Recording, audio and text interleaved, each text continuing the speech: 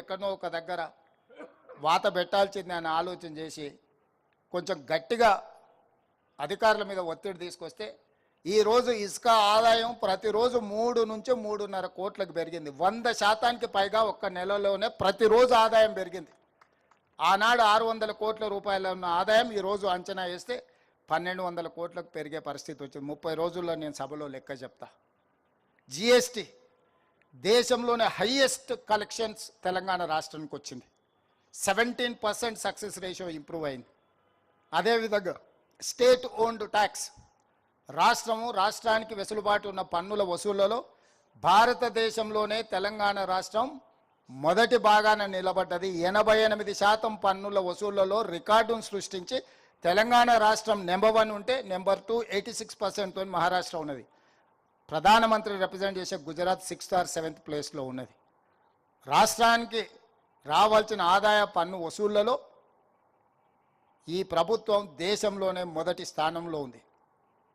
నిరుద్యోగ సమస్య 8.8 ఉంటే తెలంగాణ స్టేట్లో 6.1కి తగ్గించినాం. నిరుద్యోగ సమస్యను తగ్గించినాం.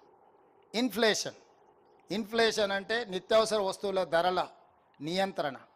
భారతదేశంలోనే ధరల నియంత్రణలో తెలంగాణ రాష్ట్రం ఉంది. 1.3 ఇన్ఫ్లేషన్తో Telangana number 1, whereas in Kerala 7.1. అంటే ఇతర రాష్ట్రాలన్నిటికంటే కూడా నిత్యావసర వస్తువులను నియంత్రించడంలో తెలంగాణ రాష్ట్రం దేశంలోనే ముందున్నది. గణాంకాలని socio economic survey report government of India ఇచ్చిన రిపోర్ట్ ఇది. మేము మా సొంత లెక్కలు కావి. కేంద్ర ప్రభుత్వం అధికారిక గణాంకాలను విడుదల చేసిన లెక్కలే నేను ఈ సందర్భంగా చెప్తున్నా. ఇంత చేసిన మా మీడియా మిత్రులు అంటారు, అన్న మీకు పట్టు వచ్చినట్టు లేదు పరిపాలన మీద అని. పట్టు అంటే ఏందని నేను వాళ్ళు అడుగుతున్నా. ఓ 2 మంత్రులను తీసి బయటపడేస్తానో 2 అధికారులను జైలుకు పంపిస్తానో పట్టు వచ్చినట్టు కాదు. ఉన్నోళ్ళందరినీ సమన్వయం చేసుకొని సమీకరించుకొని ఒక మంచి పరిపాలన అందిస్తేనే పట్టు వచ్చినట్టు. దానికి కొంత సమయం పడుతుంది. ఇరగొట్టడానికి ఎక్కువసేపు సమయం అక్కర్లేదు, కట్టడానికి చాలా సమయం పడుతుంది. అందరినీ కూడగట్టుకొని ఈ పరిపాలన ముందుకు తీసుకెళ్తున్నాము. అందులో భాగంగానే ఈరోజు మా శాసనసభ్యులు వస్తున్నారు. అన్న మేము ఎమ్మెల్యేలు అయినా కానీ మా ఎంబడి ఉన్న వాళ్ళకి ఏం చేయలేకపోతున్నాం, వాళ్ళకు ఉద్యోగం ఇవ్వలేకపోతున్నాం, ఉపాధి కల్పించలేకపోతున్నాం అని అన్ని రాజకీయ పార్టీలకు సంబంధించిన ప్రజాప్రతినిధులు వస్తున్నారు. అందుకే ఈరోజు 5 లక్షల మందిని మన చుట్టూతో ఉండి చదువుకున్న వాళ్ళు ఉండి చైతన్యం ఉండి అర్హత ఉన్న వాళ్లకు 50,000 నుంచి 4 లక్షల వరకు స్వయం ఉపాధి పథకం కింద నిధులు మంజూరు చేయించడానికి, అర్హత కలిగిన వాళ్ళకి మంజూరు చేయించడానికి ఈరోజు 6,000 కోట్ల రూపాయలు మీ చేతుల్లో రాబోయే 2 నెలల్లో పెడుతున్నాము. జూన్ 2 నాడు 5 లక్షల మంది లబ్ధిదారులను మనం ప్రకటించబోతున్నాము. ప్రతి నియోజకవర్గానికి 4 నుంచి 5,000 మంది మన ఎంబడి ఉండి అర్హత కలిగిన కార్యకర్తలు కానీ లేకపోతే గ్రామాలలో ఉండే నిరుద్యోగ యువకులు ఎంతమంది ఉంటారు? 2,000, 3,000 ఉండొచ్చు. వాళ్ళందరికీ మీరు పని కల్పించవచ్చు, ఉపాధి కల్పించవచ్చు. శంకర్ కొంచెం ఎక్కువ ఉండొచ్చు, కొంచెం ఎక్కువ అడిగేటట్టున్నాడు, పర్వాలేదు.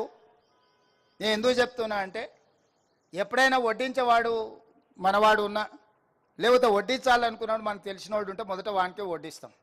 కాకపోతే ఆ వడ్డించేటప్పుడు వాడికి అర్హత ఉందా లేదా చూడాల్సిన బాధ్యత మన ఎమ్మెల్యే లేదు, ఎమ్మెల్సీ లేదని నేను చెప్తున్నా. నాకు తెలుసు కాబట్టి 5 అంతస్తుల భవనం ఉంది అయినా 5 లక్షల రూపాయలు ఇస్తా అంటే అది మాత్రం కుదరదు.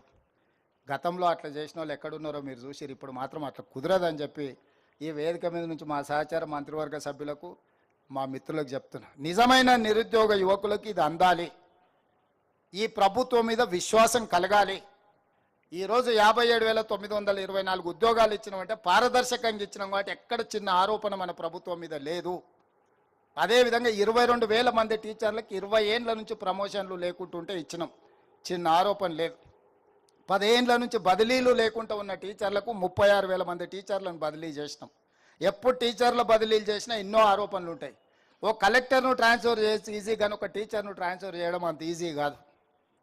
అయినా చిన్న ఆరోపణ లేకుండా 36,000 మంది టీచర్లను మనం ఈరోజు బదిలీ చేసుకోగలిగినాం.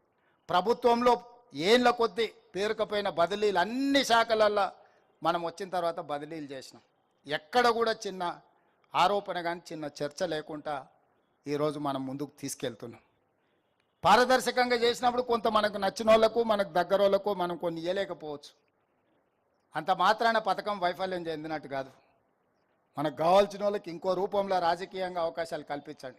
సర్పంచ్కో, ఎంపీటీసీకో, జడ్పీటీసీకో, ఎంపీపీకో రాజకీయ పదవులు ఇవ్వండి మన వాళ్ళు ఎవరైనా ఉంటే.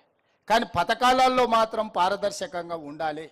అప్పుడే ప్రజలకు మనం ఆదర్శవంతంగా ఉంటాం. ఆదర్శవంతమైన పరిపాలన అందించాల్సిన అవసరం మన మీద ఉన్నది. దయచేసి ఈ పథకం మా అధికారులకు కూడా నేను సూచన చేస్తున్నా, ఎక్కడికక్కడ అర్హులు కలిగిన వాళ్ళను మనం ఆదుకోవాలి. ఉద్యోగాలు ఇవ్వగలిగిన వాళ్ళకు